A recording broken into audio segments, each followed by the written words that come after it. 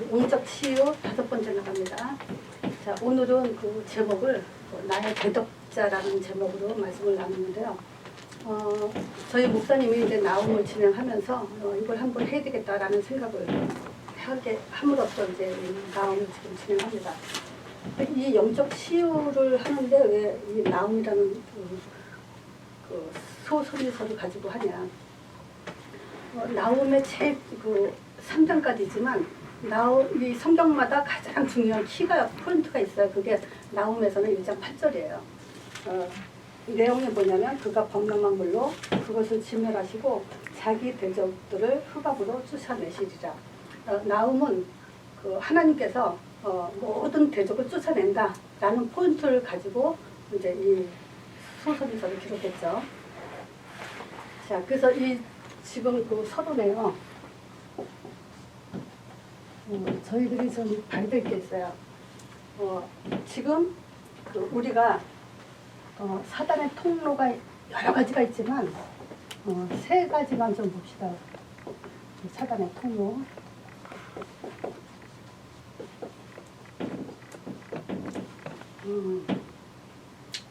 우리는 영적 싸움을 쉬지 않고 끊임없이 하게 되죠. 잠깐 쉬는 틈을 타서 또 사단은 또 역사하고 있죠. 그래서 하나님이 가장 원하시는 것은 뭐냐면 말씀을 놓치지 마라. 말씀이 또는 이 믿음이 우리에게서 늘 역사도록 하는 것이 우리가 살아남을 수 있는 방법이에요. 조금이라도 우리가 육으로 현실로 내 감정으로 내 생각으로 돌아갔다. 반드시 사단이 우리를 넘어뜨리게 돼 있죠. 자, 3가지 사단의 통로. 그 중에서 가장 첫 번째가 상처죠. 근데 이번 주에 그 철야병 우리 목사님이 이 상처에 대해서 어떤 단어를 또 적용했냐면요. 체면이라는 단어를 사용하셨어요. 그렇구나라는 생각이 딱 들더라고요. 왜냐하면 지금 우리가 어른이 돼서도 상처를 받죠. 근데 그 상처는 사실상 어려서부터 받아온 상처이기 때문에 그래요. 어려서 우리는 나도 모르게 가정에서 또는 친구들과 여러 사람들을 통해서 반드시 우리는 상처 안 받고 사는 사람이 하나도 없어요. 이 상처라는 것을 우리는 받고 살고 있어요. 자, 근데 보세요.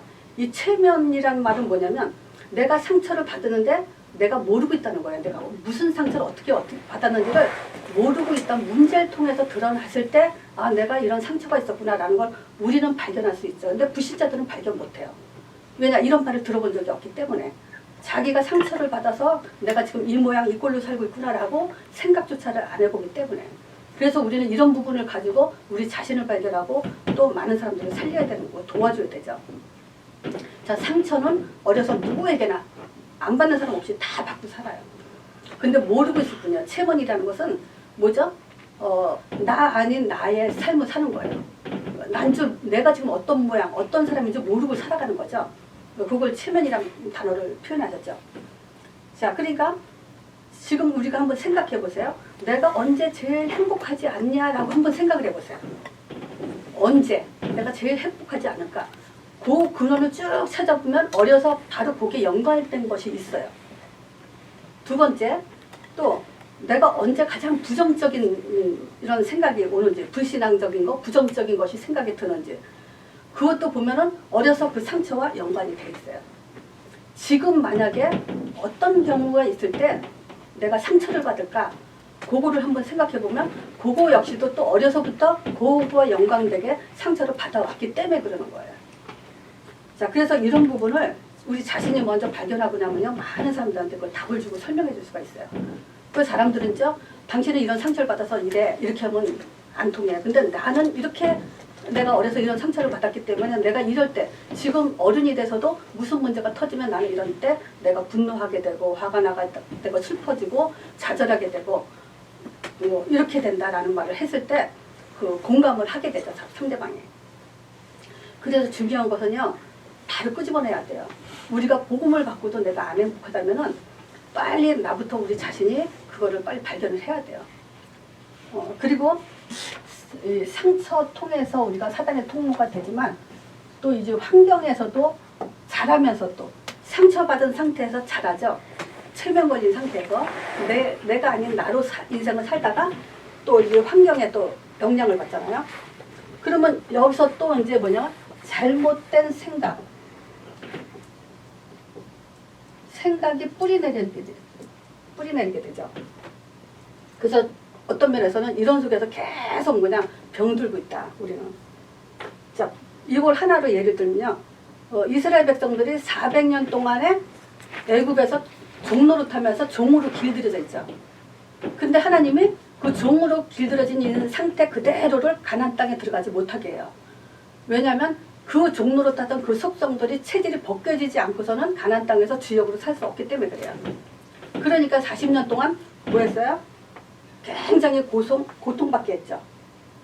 전쟁과 뭐 의식주도 물론 마찬가지고, 그런 걸 통해서 하나님이 이스라엘 백성을 끌고 가는 그런 모습을 보면서 우리가 환경을 무시할 수 없지만 사실상 우리가 정말 이 하나님 말씀대로 정체성을 알고 나면요, 이 환경 무시해도 사실 되는데 여기에 영향받는 게 지금 문제죠, 지금.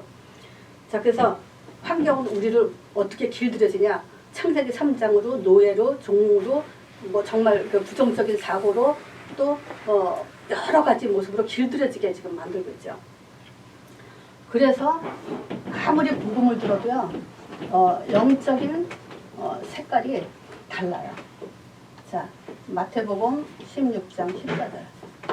결국 똑같이 복음을 듣는데 어떤 사람은 신비가 강하고 어떤 사람은 율법이 강하고 또 봉사 헌신이 강하고 또 이 지식 배우려고는 많이 애를 쓰는데 뭐 배움으로도 이게 만족을 할 수 있으니까 그런 속에서 계속 뭐냐면 다른 색깔로 가고 있어요.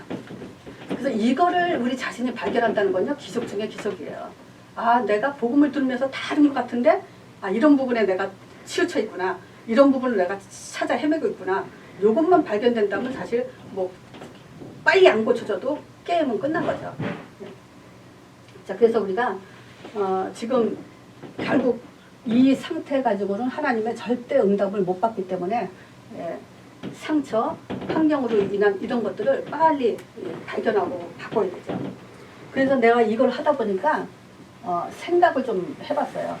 자, 어떤 생각을 좀 해봤냐? 우리 국민학교 수업으로 한번 좀 들어가 봅시다. 사랑이 뭡니까? 사랑이 뭐라고 생각하세요? 사랑은요, 나 중심이 아닌 상대방을 위한 것이죠. 사랑은 조건이 없는 사랑이죠. 조건이 없는 걸 사랑이라 하죠.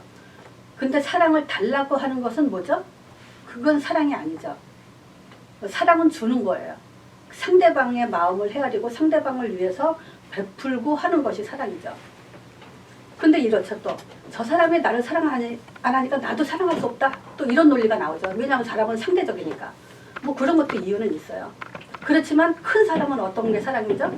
그래도 사랑을 해주면, 그래도 사랑을 하면 그 사람은 진짜 사랑받게 돼 있죠. 내가 사랑하는데 저 상대방이 사랑 안 하겠어요? 그래서 이 간단한 논리조차도 우리는 좀 생각을 깊이 좀 해봐야 돼요. 복음 안에서. 우리가 세계복음을 해야 되기 때문에. 이건 뭐 어떤 면에서 기본과 상식적인 거죠. 자, 사랑이 뭐냐? 나 중심이 아니라는 거예요. 상대방을 중심으로 조건 없는 거. 이것이 진짜 참사랑이죠. 또 뭐냐면 정의요. 정의는 인간 사회생활과 여러 사람들을 위해서 굉장히 정의로운 것은 뭐 기본적으로 가장 중요한 거죠. 근데 이런 걸 한번 생각해 봤어요. 내가 굉장히 정의로운데 적이 생긴다면 그건 정의로운 게 아니죠. 나는 굉장히 정의로워. 남한테 베풀고 의롭게 하고 올바르게 하고 하는데 나한테 적이 생긴다. 그러면 그건 정의가 아니라 그건 오히려 악이라는 거예요. 그런 부분을 우리가 좀 생각해보고요. 자, 이게 편들어준다.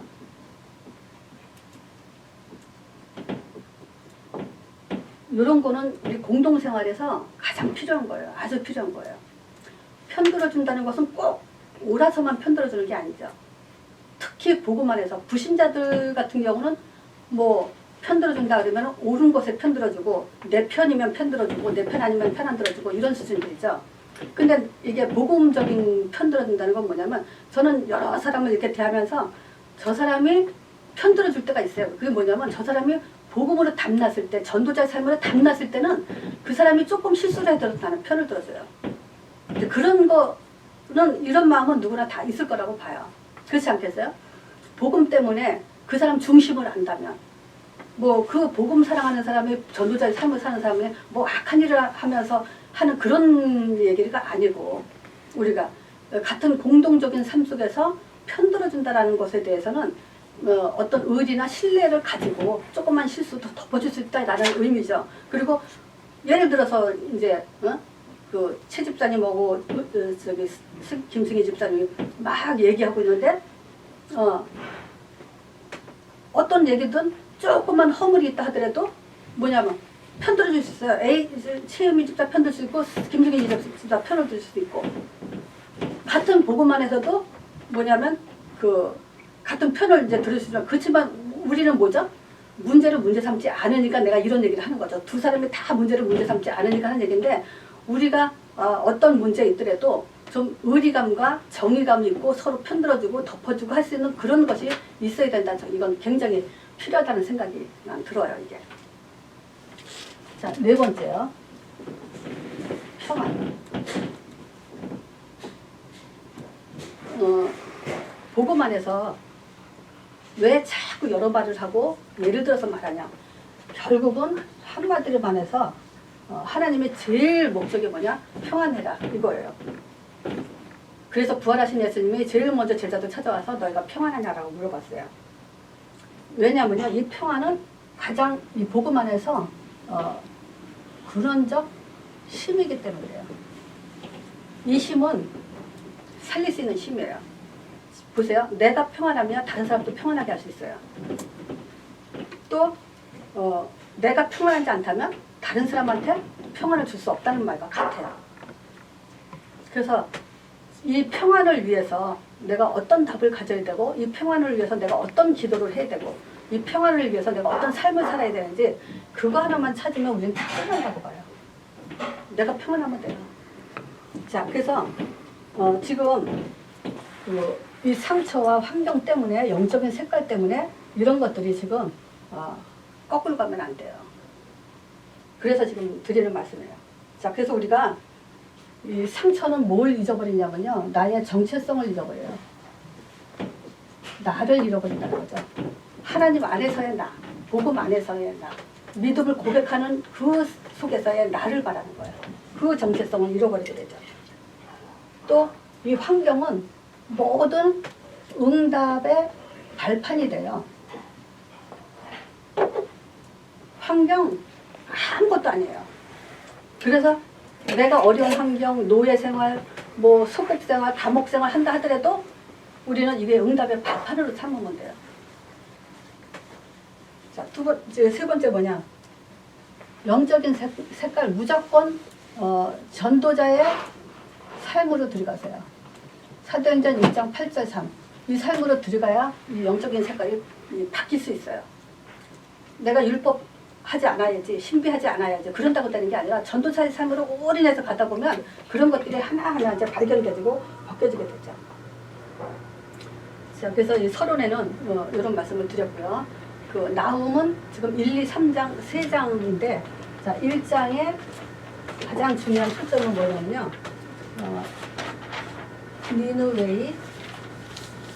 니느웨이에 대한 하나님의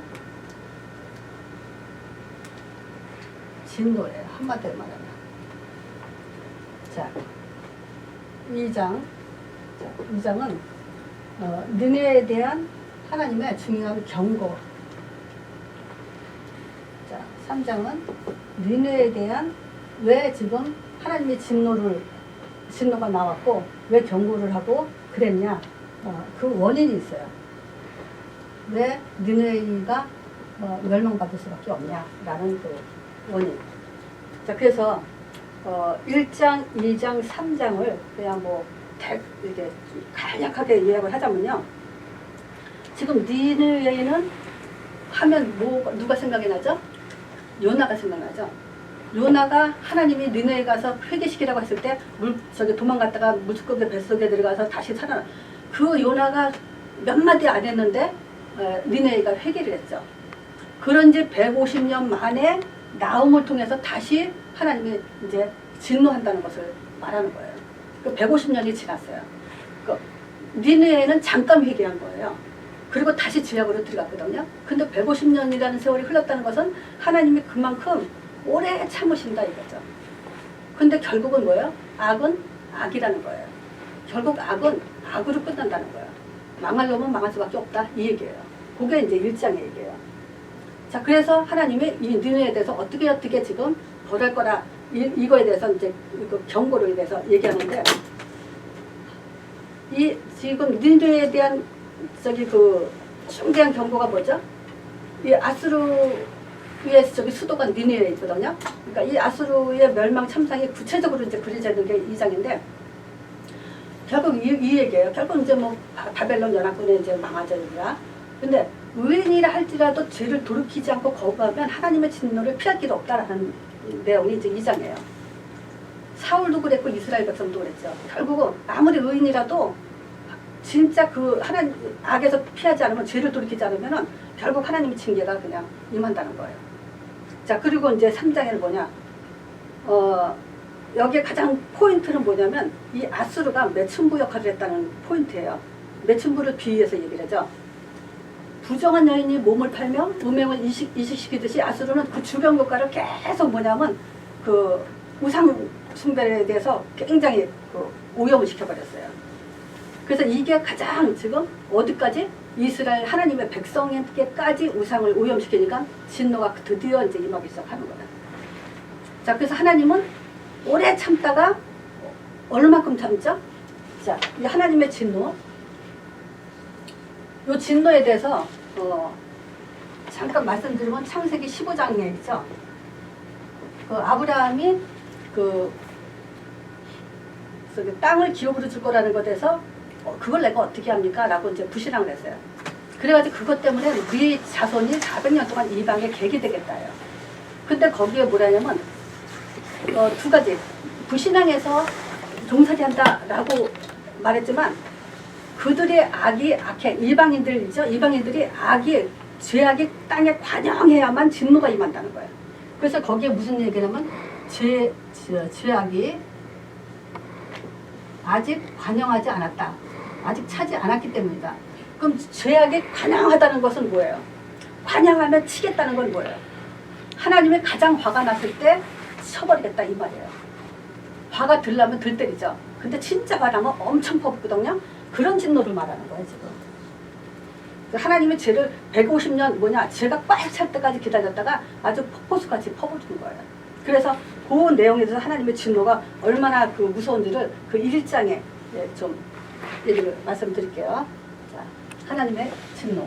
여기는 이제 그 1장에 대한 포인트와 3장에 대한 얘기를 해서 2장은 좀 다른 메시지를 좀 했고요. 자, 지금 1장 2절에 보면요. 그 우상과 이들이 한 것이 뭐냐면 악행, 또 그 잔인함, 굉장히 사람을 잔인하게 죽이죠. 이런 거에 대해서 하나님이 뭐라고 하냐면요. 일단 하나님은 투기하는 하나님이다 이런 말을 해요. 그러니까 하나님은 그 지금 아수르가 어떻게 했냐, 그 매춘부 같다, 뭐 이런 투기란 단어가 나오는 게 생각을 해보세요. 사람이 사람을 죽일 때 언제 죽이냐면요, 이 투기심. 그래서 그 부부가 결혼 생활 잘하다가 이렇게 배신하고 바람피고 그러면 굉장히 극한 일들이 벌어지잖아요. 도저히 못 살거나 죽이거나 막 이러잖아요. 그런 그 표현을 지금 쓰셨다는 것은 우리가 실제 겪을 수 있는 그런 심정을 지금 하나님이 표현을 한 거예요. 하나님은 질투하시는 하나님이다 하면서 뭘 말씀하시냐면요. 자기를 거스리는 자, 여기에 반드시 보복을 하신다고 해요. 자기를 대적하는 자, 진노하신다고 해요. 이런 표현을 했어요. 이게 우상숭배, 악행 이런 것들이에요. 그럼 여기에 대해서 하나님은 지금 투기하기 때문에 질투하는 거는 이제 끝이 없어요. 이제 그 끝장날 때까지 일어나는 거예요. 그 질투라는 것은. 그럼 뭐겠어요? 반드시 자기를 거스른다. 지금 신자들이요. 이 두 번째 말씀드리겠지만 하나님 뜻과 정체성 잃어버리면요. 결국은 하나님은 거스르게 되는 거고 하나님을 대적하는 자가 돼버리죠.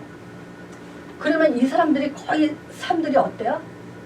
자기 정체성 잃어버리고 환경 속에 지배당하고 결국 영적 색깔이 달라지는 거예요. 영적 색깔이 달라진다는 이거는 저기 바람나는 거와 똑같은 그런 의미죠 이게. 자 그랬을 때 자 2장 여기에는 이제 이 거스림과 대적자들에 대한 보복과 진노에 대해서 어떤 표현을 했는가를 지금 1장 3절부터 8절까지 볼 거예요. 분노, 보복. 자, 그래서 3절에 무슨 표현을 했냐면요. 지금 회오리바람, 회오리바람이죠. 광풍. 4절에 어떤 표현이 나오냐면 바다와 강물이 하나님이 바다와 강물을 지금 말려버리고 5절에는 산, 큰 산, 작은 산 그래요. 큰 산, 작은 산. 이것들이 뭐냐면 높고 솟아나고 자, 6절에는 어떤 표현이냐 불처럼 쏟아서 비처럼 나온대요. 불처럼. 그러니까 요 표현은 뭐냐면 화산폭발 같은 거죠. 불처럼 쏟아서 바위들이 깨진 이런 표현들이에요. 자, 8절에 보면 범람한 물로 진멸한다 그래요. 자, 요거 지금 이 표현들 이 세상에 일어나는 모든 일들을 지금 표현을 한 것은 어떤 느낌이 들어요? 하나님이 자연 만물을 이렇게 악하게 잡나요? 사람을 쓸어 죽이려고 이 바람, 불, 뭐 산, 높고 이런 일들이 일어나나? 그게 아니에요. 이 자연 만물은 하나님 형상대로 지음받은 인간에게 가장 살기 좋은 적합한 환경을 다 만들어 놓은 것이 분노로 하나님의 분노로 변해버리면 지금 창조의 모든 총동원을 통해서 하나님의 분을 지금 쏟아부시겠다는 거예요.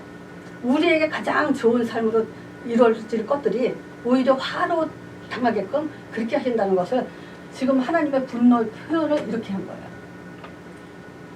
제가 언젠가도 말씀드렸죠. 자, 이스라엘 땅이 어떤 적이냐. 여기 지금 이스라엘 땅은 산이 몇 프로라고요? 70%고 돌이 2분의 1이고 여긴 아수르, 여긴 바벨론, 여기는 블레셋, 여기 애굽 쪽이죠. 여기는 이제 지중해, 여기는 아라비아, 여기 이제 사해바다, 이쪽이 이제 로마 쪽으로 가죠. 여기 이스라엘 땅이잖아요. 여기에 에덴 동산이 있었고. 자, 이 사람들이 하나님이 에덴 동산에는 뭐가 있죠? 네 강줄기가 있죠? 자, 이걸 말하는 거예요. 동서남북을 하나님의 동산에서부터 그 물이 흘러서 복음의 하나님의 말씀의 물이 흘러서 이들을 다 살리라고 했는데 선민사상에 빠졌죠? 복음 안 받고 요나처럼. 그러니까 결국 뭐야? 아수르한테 얻어맞고 바벨론, 블레셋, 아라비아, 로마, 애국에 다 얻어 터지는 거예요. 지금 그 얘기 같아요. 이게 같은 거예요. 모든 하나님이 인간에게 행복하고 살기 좋은 적합한 그 자연 만물들이 결국 진노로 다 쏟아부는 그런 모습이죠. 그걸 표현했죠. 그런 속에서 하나님의 또 약속을 주셨어요. 어떤 약속이냐? 우리 한번 9절 좀 볼게요. 1장 9절에 너희 여호와께서 너희가 여호와를 대하여 무엇을 피하느냐? 그가 온전히 멸하시리니 재난이 다시 일어나지 아니하리라. 너희가 그리고 너희는 지금 누구 얘기하냐면요. 하나님을 대적하는 아수르를 얘기하는 거야. 그럼 아수르한테 하나님이 말씀을 주실까요? 불신자한테? 이 말씀은 누구한테 준 거예요? 하나님 백성한테도 준 거예요. 근데 아수르도 지금 그 심판으로는 아수르한테 얘기하는 거고 지금 하나님 자녀에게는 회복을 얘기하는 거예요. 자, 그래서 너희가 여호와를 대하여 무엇을 피하느냐? 아수르를 얘기하는 거예요. 자, 그가 온전히 멸하리니 아수르가 이제 멸절을 한다는 거예요. 재난이 다시 일어나지 않을 거예요. 다시 일어나지도 못하게끔 아수르는 지금 멸망받을 거라는 거예요. 자, 그러면서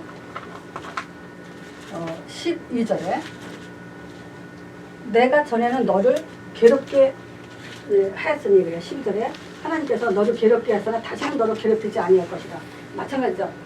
하나님이 지금 그 이스라엘 백성들을 이 진노에 괴롭겠다는 건 뭐예요? 진노의 막대기로 혼내준 거예요. 지금 하나님이 영이신데 이스라엘 백성을 저기 우상숭배하고 그 아수르의 영향을 받아가지고 우상숭배하는데 가만 놔두겠냐고요.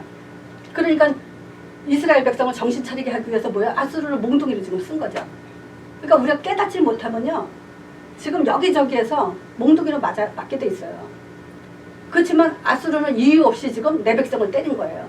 그러니까 아수르는 아수르대로 가만 놔두지 않는 거예요. 그 화를 뭐 우상숭배를 전염시킨 그 진노는 더 크지만 그런 의미에서 지금 12절에는 이제 뭐냐면 다시 한번 이제 막대기로 사용했기 때문에 이제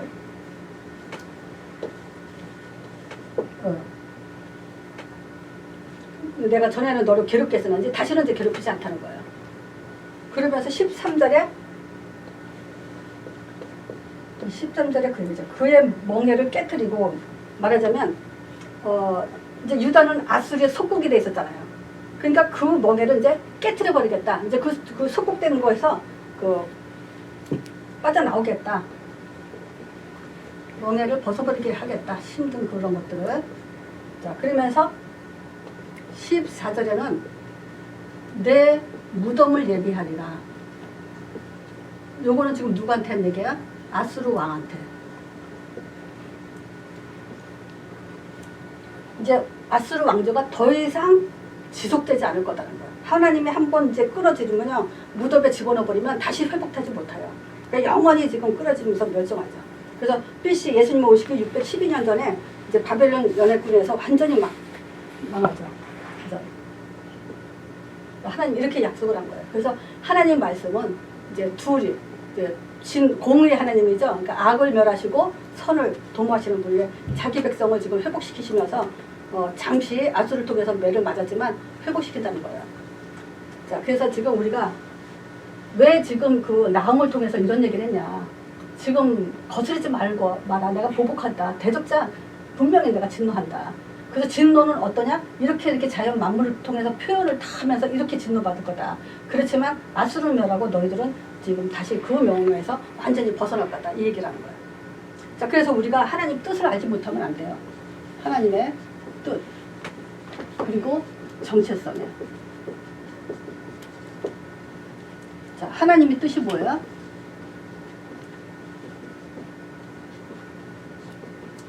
나를 알고 또 내가 한 일을 알아라. 요거 하나예요. 너무 쉬운 거예요. 자, 우리가 하나님을 알고 하나님이 하신 일을 알면은 절대 우상 숭배에 빠져서 미혹돼서 이런 데 넘어가지 않죠. 내가 정말 하나님을 안다면 어떤 상처도 상처되지 않죠. 어떤 환경도 정말 하나님을 알고 그가 하신 일을 안다면 우리 영적 색깔이 변할 수가 없어요. 지금 다 저거 한 가지로 지금 오는 문제들이에요. 아니, 하나님 하나로 만족 못해요? 우리 결혼해서 사신 분들은 알잖아요. 처음에 사랑해서 결혼할 때는 뭐야? 이 사람 없으면 죽겠다 하지 않아요? 있던 자체만으로도 끝나잖아요. 이 표현이 저게 더 좋겠네요. 자식이요. 자식한테는 좋을 건 없잖아요. 자식 있는 자체만 하더라도 우리는 너무 감사하고 좋잖아요. 바로 그거예요. 하나님을 알고 잘못하면 안 돼요. 근데 하나님이 하신 일을 알면. 자, 그래서 이 부분에 대해서는 우리가 많이 했죠. 그리스도 얘기죠. 하나님을 알고 하나님의 아들이죠. 예수님. 그리고 예수가 그리스도 얘기를 하신 거. 근데 이거 하나 지금 안다면 어떻게 돼야 되는 줄 알아요? 우리 정체성이. 자, 봅시다. 충만하고 연관돼 있어야 돼요. 아, 그래 안 그래요? 하나님을 알고 그거 하신 일을 알면 분명히 충만하고 연관돼 있어야 되죠. 권능하고 연관돼 있어야 되죠. 사도행전 1장 8절. 분명히 성령 중달했어요. 그 권능 받고 딴 것까지 증인을. 충만 그러면 어떤 단어가 또 같죠? 충만 그러면 넘치죠. 요거하고 지금 같은 단어예요. 충만하면 예를 들어서 그릇에 물이 차서 넘치면 흘러내리죠. 근데 안 충만하다 했을 때는 한번 생각을 해봐요. 안 충만해. 그러면 어딘가 지금 넘치지 않는다 이러면 어딘가 새고 있어요. 그리고 뚜껑이 닫혀 있어요.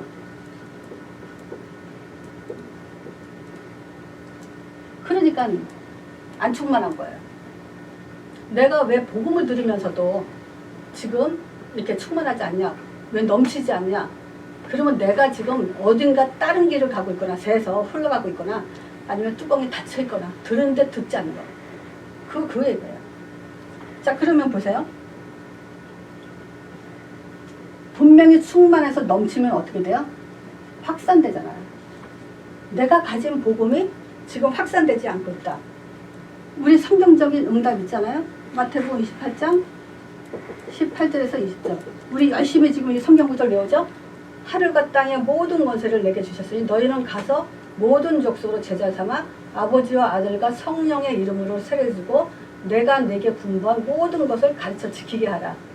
볼지어다 내가 세상 끝날까지 너희와 항상 함께 하리라. 충만하잖아요. 넘치게 돼 있고 넘치면 확산되게 돼 있어요. 요게 성경적인 응답이에요. 그래서 뭘 하죠? 회복시키죠. 자, 어떻게? 고린도전서 3장 16절. 우리 이것도 외우고 있죠? 너희가 하나님의 성전인 것과 하나님의 성령이 너에게 안에 거하시는 걸 알지 못하느냐. 자, 그러면 이건 뭐냐면 우리의 완전한 회복이에요. 너희 안에 우리가 성전이고 우리 안에 성령이 있어요. 그러니까 이 말은 뭐냐? 요셉이 또 다윗이 죽음에 쫓겨다니고 또 감옥 가고 노예 가고 해도 이 회복이 됐다는 것은 지금 어떤 것도 문제도 어떤 상처도 이 사람을 지배하지 않았다는 얘기잖아요. 우리는 그걸 가는 거야, 그거. 그래서 그걸 다른 말로 뭐냐면 복구가 됐다는 거예요. 자, 복구가 뭐죠? 요즘 우리 목사님이 이 성경 구절을 많이 써요. 뭐겠어요? 고린도 후서 5장 17절. 그런즉 누구든지 그리스도 예수 안에 있으면 새로운 피조물이라. 보라, 예전 것은 지나고 새 것이 되었도다. 새로운 피조물이에요. 복구. 근데 왜 안 행복하고, 근데 왜 나는 아직도 문제를 느끼고, 근데 나는 아직도 아프고, 근데 왜 나는 이렇게 됐다. 그래서 찾으라는 거예요. 그게 근본적인 내가 무슨 상처를 어떻게 받았길래 내가 지금 체면 걸려 살고 있는가. 그것만 찾으면 돼요.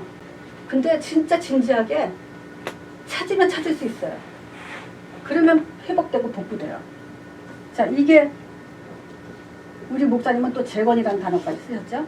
재건. 내가 하나 회복되는데 그 민족뿐만이 아니라 흩어진 하나님 자들을 모아서 하나가 되게 한다는 거예요. 그래서 죽일 것을 미리 말했어요.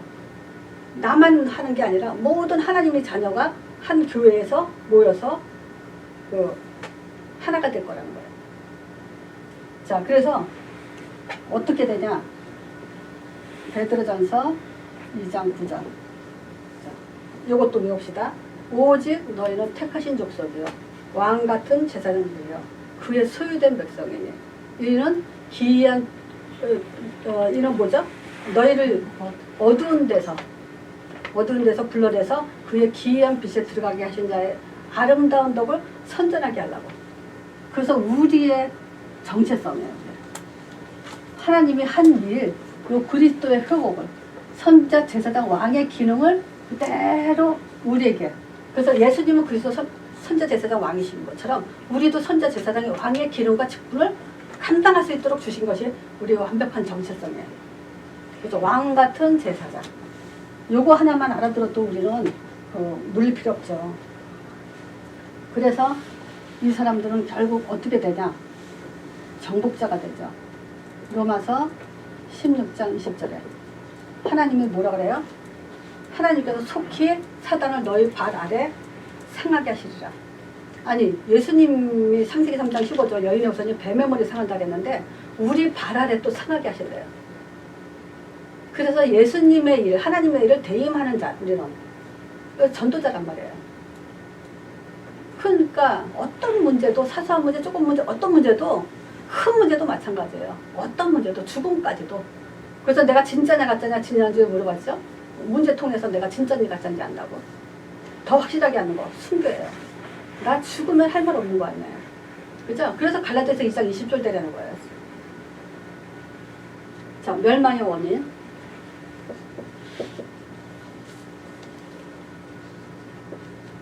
자, 멸망의 원인. 지금 나홈의 3장 4절이에요. 그냥 미혹하지 않고 열국을 미혹했대요. 그것도 지금 마술하는 기생이 있어요. 그래서 이 사람이 기생은 뭐죠? 음행을 하잖아요. 그 음행을 하는데 또 마술까지 해요. 이런 사람을 통해서 영적인 타락, 모든 타락으로 여러 나라에 미혹하게 지금 했는데 특히 더 이스라엘 백성, 이스라엘 나라까지 이렇게 지금 미혹시킨 거예요. 그래서 이 미혹한 일 때문에 근데 한마디로 보세요. 지금 우리가 어저께도 누가 어떤 선교사님이 저기 신천지 거를 보내줬는데 참 신기하죠. 그 신천지에 수많은 사람들이 모이는데 보면 너무 성경적이지도 않고 답도 아닌데 거기 사람들이 미혹해 있어요. 그러니까 신천지 주당자 알죠? 이만희? 그 사람이 재림예수라는 거예요. 그 말 같지도 않은 소리에 미혹이 된다는 게 말이 됩니까 그게? 그런데 그 신기한 거예요. 미혹하는 자가 있어 진짜요. 그러니까 미혹을 당하는 거죠. 이게 이제 영적인 타락인 거죠. 그런 데서 이제 뭐냐? 이런 미혹을 통해서 하나님이 어떤 표현을 하냐면요. 5절에 이런 얘기를 해요. 내가 내 대적이 되어 내 치마를 걷어서 내 얼굴에 이르게 하고 내 벌거벗은 것을 열국에 보이면 내 부끄러운 것을 열방에 보일 것이다. 알죠? 벌거벗어서 사람을 바깥으로 내보내면 어때요? 얼마나 창피해요. 근데 그런 부끄러움을 당하고 그런 대망신을 당하게 한다는 거예요. 이게 구경거리가 되게 한다는 거예요. 그때 보는 자가 다 내게서 도망할 정도로 이렇게 얘기를 해요. 자, 그래서 결론을 얘기할게요. 자, 지금 우리한테는 대적자가 분명히 있어요.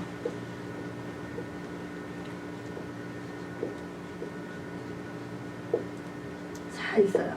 그래서 스스로 진단을 하세요. 내가 스스로 진단하는 것은 서론에 얘기했어요. 만약에 내가 이스라엘 백성 같은 존재라면 우리의 대적자는 누구예요? 아수르죠. 그러면 우리는 계속 그 아수르에서 고통을 받고 산다는 거예요. 나는 그 아수르를 어디에 빠진 존재들이죠? 창세기 3장에 빠진 존재잖아요. 분명히 여기에 빠진 자예요. 자, 그러면 창세기 3장 빠질 때 여기서 미혹시킨 자가 누구죠? 사단이죠. 선악과는 누가 먹었어요? 내가 먹었잖아요. 미혹을 당한 건 나잖아요. 그러면 내 대적이 누구가 될 수 있어요? 내가 될 수 있어요. 내 자신이. 남이 아니에요. 사단은 안 보여요. 다른 사람이 나를 갖다가 대적한다 하더라도 진짜 대적자는 내 속에 있는 거예요. 그걸로 인해서 내가 나를 망가뜨리고 있고 내가 실패하고 있고 내가 지금 멸망 속에 있다는 거예요. 안 먹으면 되는데 아무리 꼬셔도 미혹해도 내가 안 먹으면 되는데 내가 영향을 안 받으면 되고 내가 상처를 넘어서면 되고 과거를 발판으로 삼으면 되고 뭐든지 하면 되는데 지금 현실의 모든 문제를 그렇게 풀어나가면 돼요. 멸망 원인이 사실은 나예요.